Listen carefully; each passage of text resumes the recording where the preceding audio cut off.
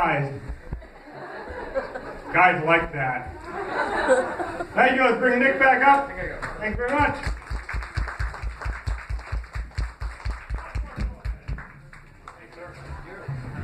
Guys, give it up for him. He's a funny guy. Give him some love.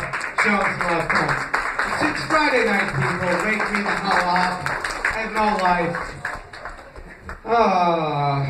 Let's talk about dating. That's going to be a fun topic, I feel like. Especially with me on the mic. I tried dating, I'm dating this lovely, lovely young lady right now, but we're not going to talk about her because she's good. We're going to talk about some previous people, which means it's going to get real fun, a little dark, a little creepy. But that's how we do it out here, apparently, in upstate New York. So, onward. First of all, I want you guys to give a round of applause for our main feature who is sitting in the back, Donnell. Donnell, we can't miss you. You're so big. No? It's not working for you? Fuck it, okay, we're going to the next one. I had an ex-girlfriend, someone asked me to describe her in one word. Describe your ex-girlfriend in one word, and I said toxic. And people were like, oh, it's gotta have something behind it. And I was like, yeah, not really. Toxic, not that her negative, shitty, crappy attitude could affect me personally. I mean, toxic like the 9th Ward when the levees broke, like that's dirty and disgusting and toxic. That's what she is, a lovely individual. I can't do this in front of women. This fucking whole set is ruined right now. Just women sitting in front of me. Let's make fun of me. I grew up with a bunch of guys in Schenectady. My first white friend was a guy I call Fat Mike. I still call him Fat Mike to this day. He's a big Italian. We have some camaraderie. We cook and shit together. He's a good guy. And he got married to a very lovely African-American, Haitian, Cajun something woman who scares the everlasting shit out of me.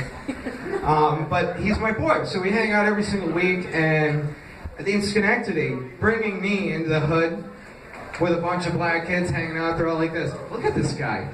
Look at his haircut. This stupid grin. He's a cop. Look at him.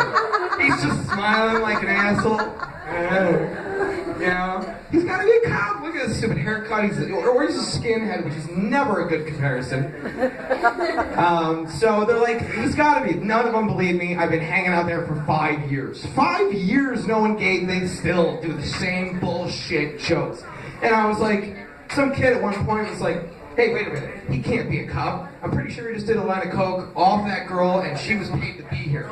And I went, they all looked at him and were like this, it's Schenectady, buddy. He still could be a fucking cop any time of day. Still could be a cop.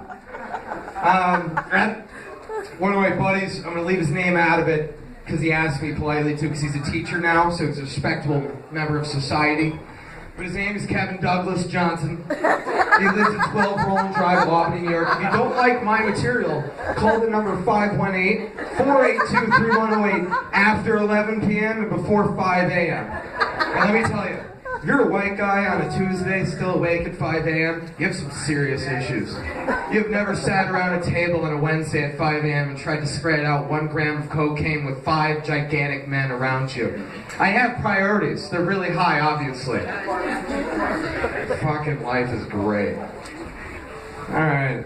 So my buddy makes it out of Albany, becomes a teacher. He goes out, he's a respectable member of society, and he went to 7 colleges to get his master's degree. Now when I say 7, I mean in this fucking area.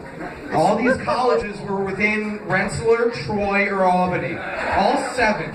He should have had a bachelor's, a doctorate, and a small child by then, but he had nothing.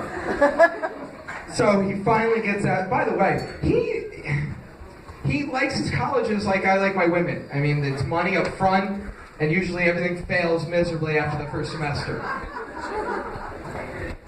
He tells me, he's like, I'm dating a 22-year-old girl. I just, like, fuck you. He's like, what? I'm like, fuck you.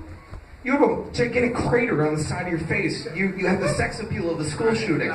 Like, there's nothing good about, like, how do you have, and then he's like, she's a yoga instructor. I'm like, fuck my life. She's a 22-year-old yoga instructor. I saw her. And the same thing I felt when I saw her was like when I read the Bible for the first time. I didn't truly believe anything of it whatsoever. It was just, no, No religious jokes? Okay, fuck it. Fuck it. Oh, man. The rest of myself is pretty lame. I'm 32 years old. I bartend and serve legal papers full time. I love serving legal papers because it really doesn't matter how bad my day is.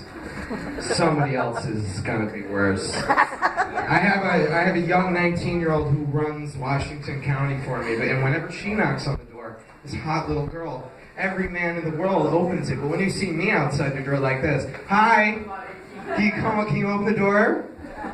No, they look at me like, who's this fucking lunatic on the lawn? I think he came from the backyard. The dog bit him. I'm bleeding while I come up there like, this is why I don't hang out in white neighborhoods. It's bad for me, it's dangerous. And then, and now with this fucking haircut, I gotta hear it from every one of my friends. I'm dating a black girl. Now, this is a funny conversation I got into with our guy who's gonna come up here next time. He's dating a white woman. And it's an interesting thing because I hate white women so fucking much. It's insane. By the way, the ex-girlfriend, the really horrible joke I made, that's the one who made this guy this bitter. Keep it going right there. She keeps comedy going for months at a time.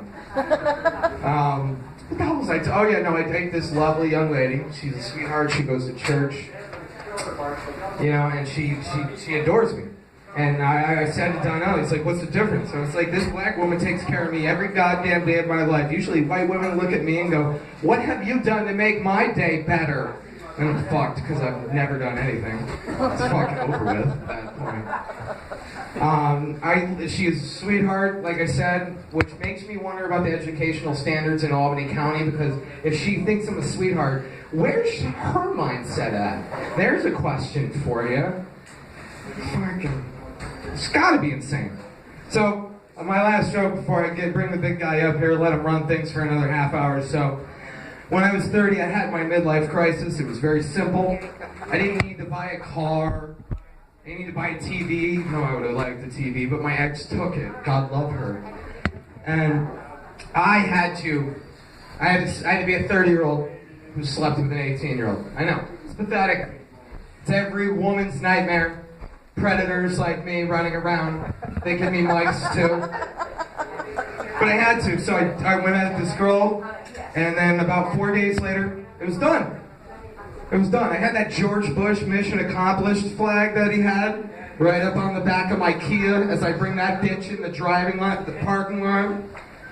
So, 4 days after that, the young lady exclaims, I think I'm in love with you. Now, I know you're all thinking, first of all, she's crazy. That is true. But we're going to decipher why she's crazy, okay? Because when I made this decision in my head, one side of my head was going, if she's going to sleep with someone 12 years older than her, she's got some problems. Other side of the head, you do not have any time to waste. This will never happen again. Just go. So, you're thinking she's crazy. She is crazy. She's crazy not because she said she's in love with me after 4 days or slept with me that quickly. She's crazy because no woman anywhere, ever, in your life should say that to a man of my looks, intelligence, and stature in that department ever, for any reason. If they do, they need a psych eval and some diazepam. If you don't know white people, that's Valium, goddammit. Dial, you want to come on up here and have some fun? I'm getting sick of yelling at people. I do this all day. Guys, our main feature has been everywhere. He's been from New York City. He's been to PA. He's finally making his way upstate, and they love him upstate here. Give a good round of applause for Donnell, please. Bring him on up. You can't miss him. He's like the size of a refrigerator.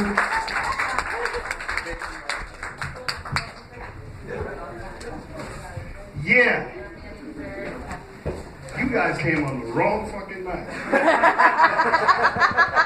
Let me know that shit now. You really need to get your money back after this show, because if the show gets slow, I talk shit to the people in the front. There's a whole lot of material. Trust me when I tell you.